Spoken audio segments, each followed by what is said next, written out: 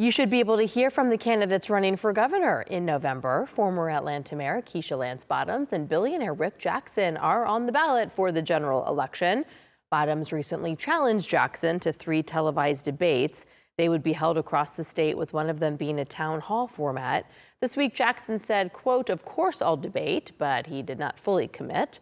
We asked our Atlanta News First political experts about the importance of the face-to-face debates. With the debates as one example of allowing a candidate to come and connect with voters, to really get in front of voters and tell voters what it is that they stand for, how they will be leaders in the areas that Georgians care about. Said absolutely that he looked forward to debating Keisha Bottoms and drawing a strong contrast between his campaign and her.